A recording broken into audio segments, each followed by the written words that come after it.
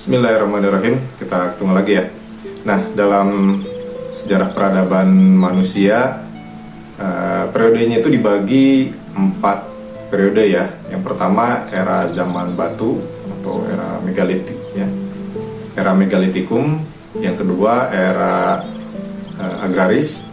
Yang ketiga era atau zaman industri, dan yang keempat era atau zaman informasi. Nah, semua agama besar di dunia yang ada pada saat ini ya, Hindu, Buddha, Kristen atau Nasrani, kemudian termasuk juga Islam, Yahudi, itu pada dasarnya lahir pada zaman era agraris ya. Era agraris adalah zaman di mana manusia sudah mengenal bercocok tanam dan bergantung kepada kegiatan bercocok tanam tadi ya untuk memutar peradabannya kan. Era atau zaman agraris sendiri itu berlangsung dari mulai manusia memulai bercocok tanam dengan bersawah ya, ladang dan sawah, dan berakhir setelah ditemukannya mesin uap ya. Nah, memang setelah ditemukannya mesin uap, periode peradaban manusia memasuki apa yang dikenal dengan era industri atau zaman industri. Nah, era agraris itu sendiri kira-kira ya kalau hitung-hitungannya itu dimulai dari sejak sekitar 5.000 tahun sebelum Masehi sampai ya ditemukannya mesin uap ya sekitar 1800 ya. Sekitar tahun 1800-an. Artinya dalam periode sekitar 6.800 tahun periode manusia itu memang berada di zaman agraris ya. Periode yang sangat panjang sekali kan. Artinya memang perkembangan atau perlakuan manusia terhadap agama itu memang memiliki sejarah yang sangat panjang ya.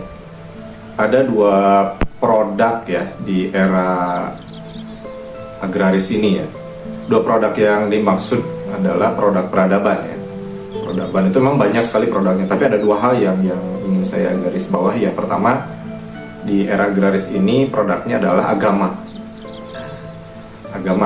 yang itu ada simbol Tuhan yang disembah, kemudian ada orang yang disakralkan, orang yang disucikan, kemudian ada panduan-panduan yang dibuat, yang ditulis berupa kitab-kitab kan gitu. Dan memang di era agraris ini memang tulisan itu sangat populer sekali kan gitu. Produk yang kedua yang ingin saya garis bawahi adalah kerajaan, sistem kerajaan.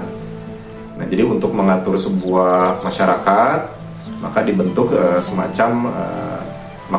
maka dibuatlah sebuah tatanan pemerintahan ya, tatanan pemerintahan atau negara yang dikenal dengan kerajaan. Apakah itu kerajaan, kekaisaran, kekhalifahan atau dan semacamnya ya. Nah, itu adalah produk dari era agraris ya. Nah, jadi ada 2 hal ya yang saya coba garis bawahi, yaitu pertama agama dan kerajaan. Nah, nanti kita nanti ada kaitannya dengan arah pembicaraan politik agama atau politisasi agama. Nah, agama di era agraris ini memang awalnya lahir dari taruhlah agama besar ya, dari pemikiran atau orang yang mengaku menerima semacam wahyu atau gagasan dan sebagainya ya, yang sifatnya mencoba membawa pencerahan kepada manusia, tidak hanya kepada dirinya sendiri tapi kepada orang lain. Nah, agama-agama besar di dunia ini memang lahir di era agraris. Nah, taruhlah kalau kita melihat agama terbesar di dunia, yaitu dalam hal ini adalah Kristen dan Islam ya. Kristen ini semuanya ya, Katolik, Protestan dan Advent dan lainnya. Nah, memang ini kita mengenal ada yang namanya seseorang yang membawa atau yang pertama kali memperkenalkan si nilai-nilai atau struktur teologi si agama ini. Kalau Islam diperkenalkan oleh Nabi Muhammad SAW. Nah, kemudian dikembangkan oleh pengikutnya menjadi sebuah agama.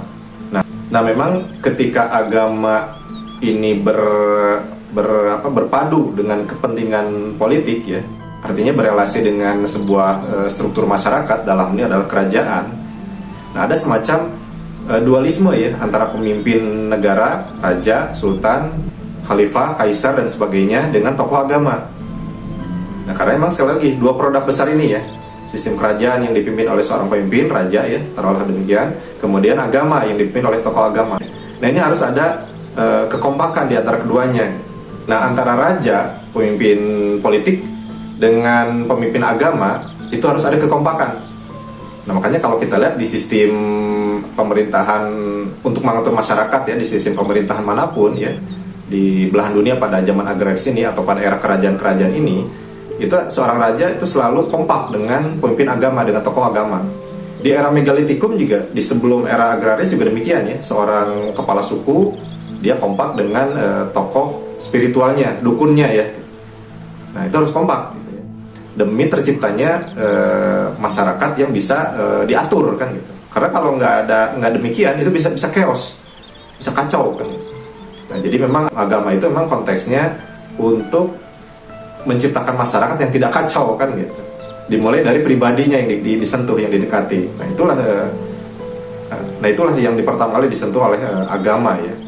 Pribadi, dari pribadi perbuatan, kemudian mengatur juga tatanan masyarakat.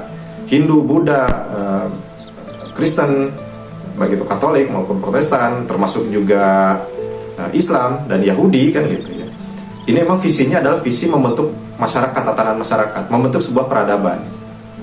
Nah inilah produk era agraris, kekompakan antara agama dengan sistem politik yang ada pada waktu itu. Dan itu sesuatu yang lumrah pada waktu itu, dan memang zamannya demikian. Nah, adapun dalam era agraris ya, di zaman agraris itu yang namanya peperangan, karena memang agraris itu kan identik dengan pertanian ya. Artinya memang properti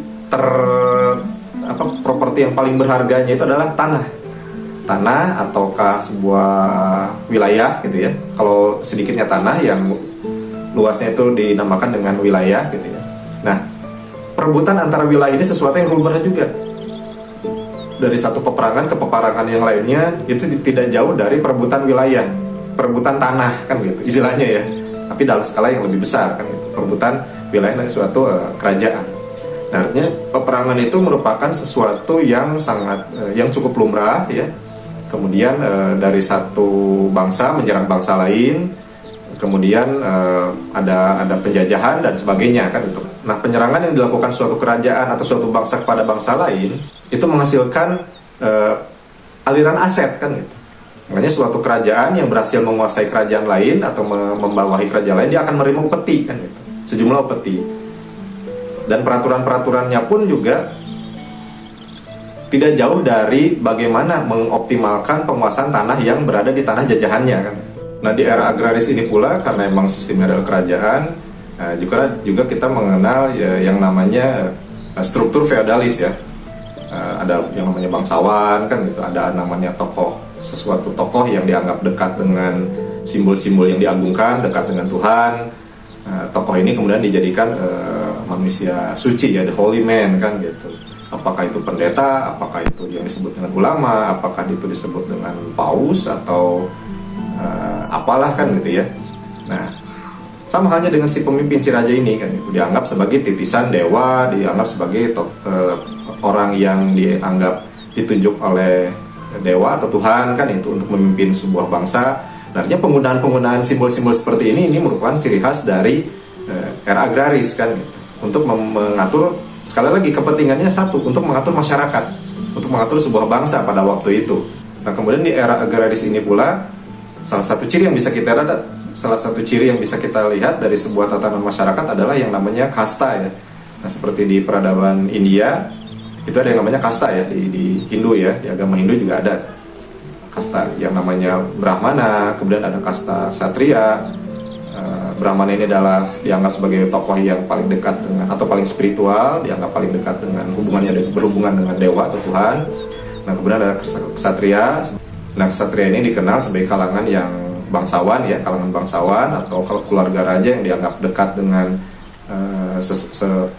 atau yang difigurkan sebagai sosok yang dikaruniai atau ditakdirkan oleh dewa atau Tuhan sebagai pihak yang memimpin sebuah bangsa kan. Kemudian ada kasta Waisya, ada kasta Sudra ya, malah ada kasta Pariya ya, yang paling rendah. Nah, pembagian kelas ini juga terjadi ya di berbagai peradaban lain kan gitu. Nah, makanya sebuah bangsa ketika dia menyerang bangsa lain, sebuah kerajaan menyerang bangsa lain, kemudian si bangsa yang diserang atau dikuasai ini kemudian dijadikan semacam budak ya, dijadikan budak. Makanya mengenal istilah perbudakan. Nah, selama masa era agraris ini perbudakan pun juga sesuatu yang lumrah ya, sesuatu yang biasa saja ya pada waktu itu. Seperti hanya peperangan ya tadi ya, biasa, sesuatu yang memang biasa. Nah, makanya agama-agama yang ada dan lahir pada era agraris ini termasuk yang menganggap bahwa perbudakan itu sesuatu yang biasa saja, yang wajar, malah diatur kan gitu. Malah seringkali disebut kayak gitu ya. Nah, contohnya dalam Islam, dalam Kristen gitu ya. Itu istilah-istilah perbudakan seperti itu sesuatu yang bukan dilegalkan, karena memang waktu itu sudah relatif sesuatu yang lumrah kan gitu. Nah, kembali lagi ke tentang agama ya, agama yang muncul atau yang lahir di era agraris ini. Nah, agama itu awalnya berupa tatanan nilai ya, sistem-sistem aturan atau nilai yang diserukan oleh seseorang. Kalau Buddha itu ada Siddhartha Gautama, kalau Hindu itu berbagai macam tokoh ya atau figur ya, seperti Valmiki, kemudian Vyasa kan gitu. Nah, lalu ada, kalau di Islam itu ada Nabi Muhammad, kalau di Kristen itu ada Yesus atau Nabi Isa ya. Nah, dari tokoh-tokoh ini awalnya menyampaikan teolognya, dasar-dasarnya, keimanannya seperti apa, sistem keimanan, struktur keimanannya, pola akidahnya seperti apa lah, kurang lebih seperti itu. Nah, kemudian dari setelah tokoh para pendiri agama ini, dia juga ada sebagian seperti Nabi Muhammad, dia juga menyusun kerangka sistem ibadahnya juga gitu ya, kerangka utamanya. Nah, itu dibentuk, kemudian diikuti ritual-ritualnya itu oleh para pengikutnya. Nah, setelah Nabi Muhammad wafat, kemudian orang-orang, para pengikutnya atau umat Islam, para pemikirnya itu mengembangkan dari dasar-dasar, disesuaikan dengan keadaan atau disesuaikan dengan keadaan zaman ataupun keadaan situasi tempat di mana mereka tinggal kan gitu. Karena memang agama ini menyebar ya, penyebaran agama ini relatif cukup meluas kan gitu. Dan itu pun selama masa agraris dan sampai sekarang. Nah, ada satu poin yang ingin coba saya, ada satu poin yang ingin garis bawahi ya. Nah, ketika agama yang tadinya berupa tatanan nilai, tatanan sebuah tatanan ritual, dan itu pun juga sifatnya fleksibel ya pada dasarnya ya, itu berkembang, kemudian disakralkan ya, dianggap sakral oleh para pengikutnya, dan ketika disakralkan ini dibentuk menjadi semacam simbol, kemudian dari pembentukan simbol ini dilembagakan. Nah, istilahnya itu dilembagakan, itu dijadikan sebuah kekuatan organisasi ya, sebuah bentuk organisasi, apakah itu bentuk organisasi ataukah simbol masyarakat ataukah simbol gengsi, termasuk juga simbol-simbol yang digunakan untuk keperluan politik ya, atau agama pun juga dilembagakan menjadi sebuah komoditas bisnis atau dagang kan gitu. Nah, ketika agama dibentuk demikian ya, semacam istilahnya disimbolkan, dilembagakan dan sebagainya yang tadi saya sampaikan, itu dinamakan dengan korpus ya. Itu istilahnya korpus. Jadi agama itu dijadikan sebuah korpus, dilembagakan, dijadikan sebuah ajang gengsi kan gitu, adu gengsi. Nah, dari sinilah terbentuknya politisasi agama. Jadi agama digunakan untuk satu, bisa jadi komoditas bisnis, kemudian bisa juga digunakan untuk komoditi politik. Jadi bukan sebaliknya, yang tadinya menggunakan politik sebagai lahan untuk memanusiakan, menanamkan nilai-nilai kemanusiaan yang dibawa oleh agama lah gitu ya, yang dibentuk melalui agama ini kan gitu. Nah, ini berubah, jadi dibalik gitu, menggunakan agama untuk tujuan politik. Nah, ini terjadi ya, dan ini terjadi di mana-mana. Nah, makanya politisasi agama pun juga merupakan sebuah hal yang umum terjadi di era agraris. Termasuk penafsiran kitab suci, itu diarahkan untuk kepentingan politik kan gitu.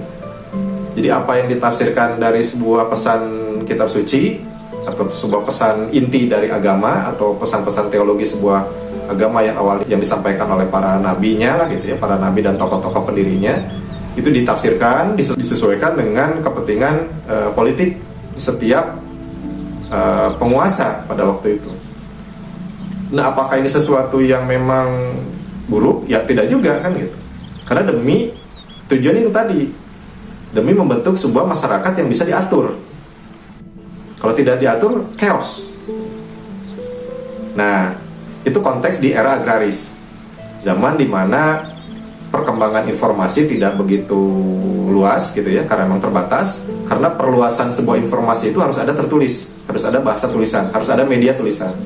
Nah, makanya sebelum era agraris ini, era atau zaman sebelum ditemukannya mesin cetak ya. Dan juga sebelum ditemukannya internet. Dan dengan adanya mesin cetak di kemudian hari gitu ya, beberapa puluh abad kemudian setelah ditemukan mesin cetak, penyebaran pesan-pesan opini pemikiran ini terus makin meluas ya. Kemudian juga apalagi ditambah era informasi yang setelah ditemukannya komputer dan internet, itu pun juga makin menambah variasi pertukaran informasi kan. Nah, jadi sekali lagi, agama ini adalah pesan ya. Agama ini isinya adalah pesan. Nah, ketika pesan ini makin meluas, itu akan menimbulkan perbedaan penafsiran. Nah, dari perbedaan penafsiran ini, perbedaan opini. Dari perbedaan opini inilah, itu yang dinamakan dengan khasanah perbedaan. Nah, demikian yang bisa saya sampaikan. Mohon maaf atas segala kekurangan. Jangan lupa like dan subscribe ya. Dan diklik juga itu ada gambar lonceng di sebelah tulisan subscribe. Assalamualaikum warahmatullahi wabarakatuh.